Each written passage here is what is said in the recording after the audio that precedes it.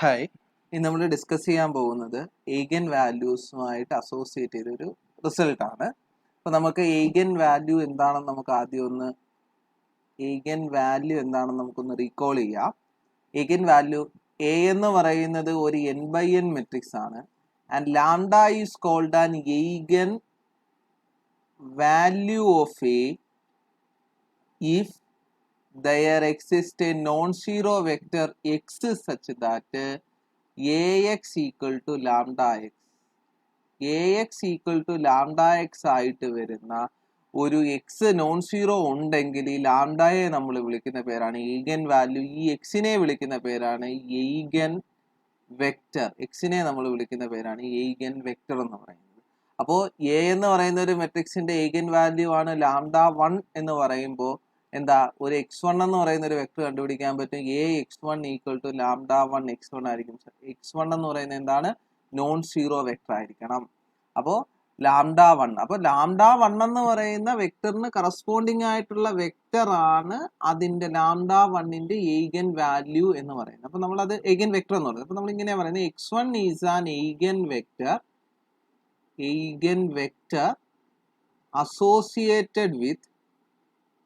associated with the eigenvalue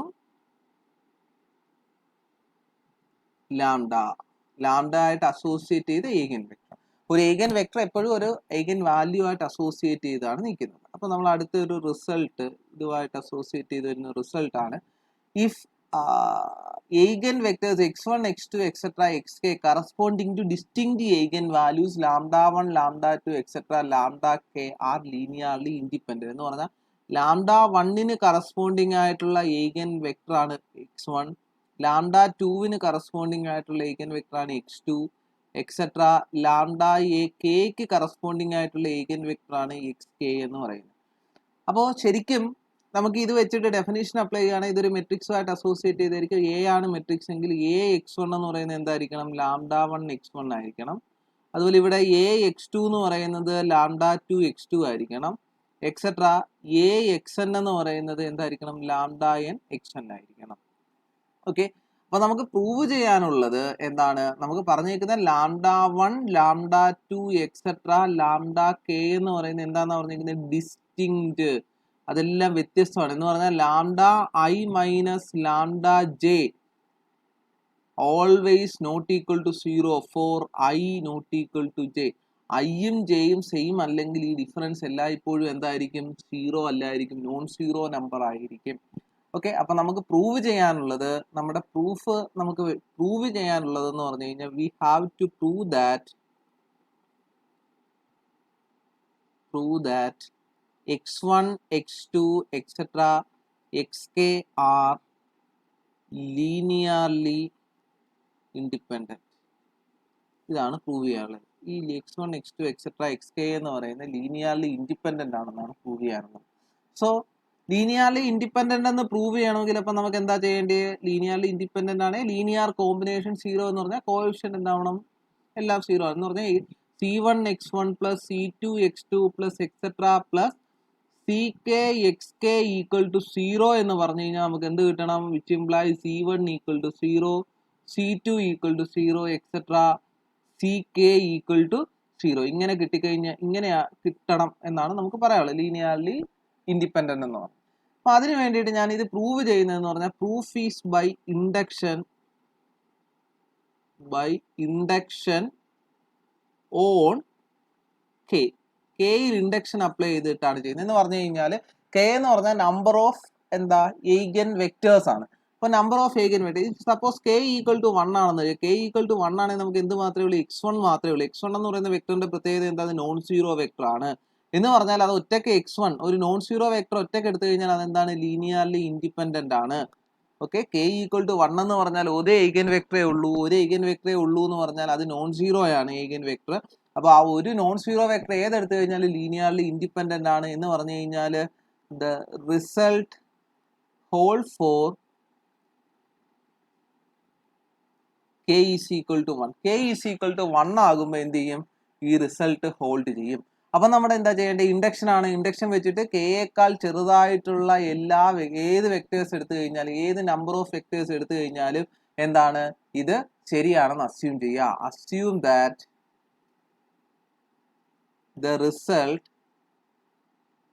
hold for any number less than k. കെയേക്കാൾ ചെറുതായി ഏത് number എടുത്തു കഴിഞ്ഞാലും എന്താവുമെന്ന് ചെയ്യുക, ശരിയാണെന്ന് അസ്യൂം ചെയ്യുക. എന്ന് പറഞ്ഞു കഴിഞ്ഞാൽ നമുക്ക് എന്താ ചെയ്യേണ്ടിയേ, ഒരു set of vectors x1 x2 etcetera xk-1 എടുത്തു കഴിഞ്ഞാൽ ഇതെന്താന്ന് കിട്ടി, ഈസ് ലീനിയർലി ഇൻഡിപെൻഡന്റ്.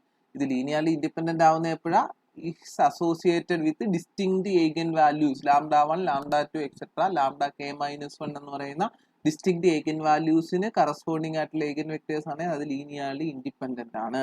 അപ്പൊ നമുക്ക് എന്താ പ്രൂവ് ചെയ്യേണ്ടത്, നമുക്ക് x1 x2 എക്സെട്ര k എന്ന് പറയുന്ന ലീനിയർലി ഇൻഡിപെൻഡന്റ് ആണെന്ന് പ്രൂവ് ചെയ്യണം. സോ അതിന് വേണ്ടിയിട്ട് ഞാൻ എന്ത് ചെയ്യുക, c1 x1 plus c2 x2 plus etcetera plus zk-1 xk-1 plus ck xk equal to 0. ഇത് 0 ആയിട്ട് ഇക്വേറ്റ് ചെയ്യാം. ഇത് 0 ആയിട്ട് ഇക്വേറ്റ് ചെയ്തിട്ട് എന്ത് പറയണം, എനിക്ക് c1 c2 എക്സെട്ര ck 0 ആണെന്ന് പറയാം. ഞാൻ ഇതിനെ ഇക്വേഷൻ 1 എന്ന് വിളിക്കുന്നു. ഈ 1ന്റെ രണ്ട് സൈഡും ഞാൻ എ എന്ന് പറയുന്ന മെട്രിക്സ് കൊണ്ട് മൾട്ടിപ്ലൈ ചെയ്യുന്നു. എ എന്ന് പറയുന്ന മെട്രിക്സ് കൊണ്ട് മൾട്ടിപ്ലൈ ചെയ്യുമ്പോൾ c1 a x1 plus c2 a x2. c1 c2 ഒക്കെ കോൺസ്റ്റൻസ് ആണ്, അതുകൊണ്ട് എനിക്ക് ഇങ്ങനെ എഴുതാം, ck-1 a xk-1 plus ck a xk equal to 0.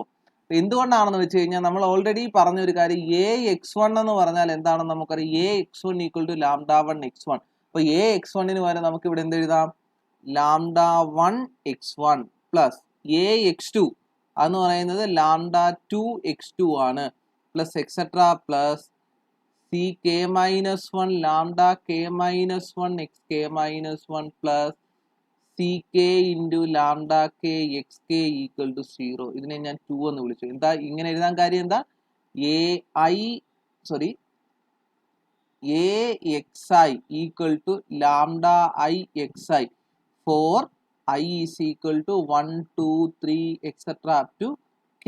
ഇത് നമ്മൾ ആദ്യം എഴുതി വെച്ചേക്കുന്ന ഒരു പാർട്ടാണ്. λ1 AX1 equal to λ1 x1 AX2 equal to λ2 x2 അങ്ങനെയുള്ള കാര്യം ഞാൻ എഴുതി വെച്ചേക്കുന്നത്. അപ്പം ഞാൻ ഈ 2ഉം 1ഉം കൂടെ കമ്പയർ ചെയ്യുമ്പോൾ എന്താണ്, ഈ xk എനിക്ക് കളയാൻ വേണ്ടിയിട്ട് എന്ത് ചെയ്താൽ മതി, ഇവിടെ ഒരു xk കളയണം ഈ രണ്ട് ഇക്വേഷൻ. അങ്ങനെയാണ് എന്ത് ചെയ്താൽ മതി, 1നെ ഞാൻ എന്തുകൊണ്ട് മൾട്ടിപ്ലൈ ചെയ്താൽ λk കൊണ്ട് മൾട്ടിപ്ലൈ ചെയ്താൽ, 1നെ λk കൊണ്ട് മൾട്ടിപ്ലൈ ചെയ്താൽ എന്ത് കിട്ടും, c1 into λ1 x1 plus c2 into λ2 x2 plus etcetera plus ck-1 into λk കൊണ്ടാണ് മൾട്ടിപ്ലൈ ചെയ്യുമ്പോൾ c1 xk c2 xk ck-1 λk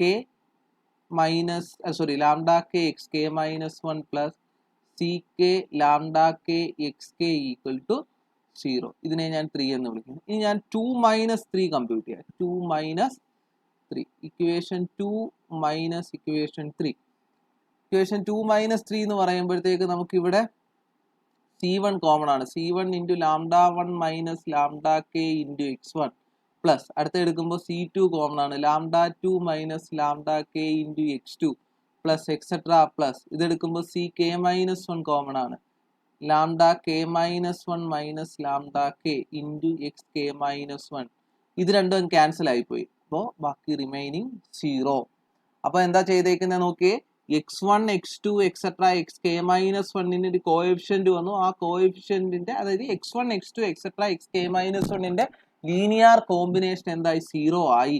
നമുക്ക് എന്തറിയാം, വി ഹാവ് നമ്മുടെ ഇതനുസരിച്ച്, നമ്മുടെ ഇൻഡക്റ്റീവ് അസംഷൻ അനുസരിച്ച് ഇത് ലീനിയർലി ഇൻഡിപെൻഡന്റ് ആണ്. അപ്പൊ നമുക്ക് എന്തറിയാം, we have x1 x2 etcetera xk-1 are linearly independent. അങ്ങനെയാണ് ഈ കോഎഫിഷ്യൻസുകൾ എന്തായേ പറ്റത്തുള്ളൂ, കോഎഫിഷ്യന്റുകൾ 0 ആയാലേ പറ്റൂ. അപ്പൊ c1 into λ1 minus λk equal to 0 ആയിരിക്കണം. c2 into λ2 minus λk equal to 0 ആയിരിക്കണം. Etcetera up to ck-1 into λk-1 minus λk എന്തായിരിക്കണം, 0 ആയിരിക്കണം. ഇനി λ1 λ2 എല്ലാം ഡിസ്റ്റിങ്ക്റ്റ് എന്ന് പറഞ്ഞാൽ അവയുടെ ഡിഫറൻസ് ഒരിക്കലും എന്താവത്തില്ല, 0 ആവത്തില്ല. എന്ന് പറഞ്ഞാൽ ഈ എഴുതിയത് 0 ആവത്തില്ല. എന്ന് പറഞ്ഞാൽ പ്രോഡക്റ്റ് 0 ആവണമെങ്കിൽ C1 0 ആയാലേ പറ്റൂ. ഇത് 0 ആവത്തില്ല. എന്ന് പറഞ്ഞാൽ C2 എന്താവണം, 0 ആവണം, എക്സെട്ര. ഇത് 0 ആവത്തില്ല. എന്ന് പറഞ്ഞാൽ Ck-1 എന്താവണം, 0 ആകണം. അപ്പോൾ C1 C2 എക്സെട്ര Ck-1 വരെയുള്ള എല്ലാം എന്തായി മാറി, 0 ആയി മാറി. അങ്ങനെയാണ് ഇക്വേഷൻ 1നെ നമുക്ക് എങ്ങനെ എഴുതാം, ഈ 1നകത്ത് ഇതങ്ങ് 0 ആയി അവസാനം ഏത് ടേം മാത്രമേ കിടക്കത്തുള്ളൂ, ഈ ഒരു ടേം അല്ലേ സോറി ഇക്വേഷൻ 1. അപ്പോൾ ഈ ഒരു ടേം അല്ലേ കിടക്കത്തുള്ളൂ.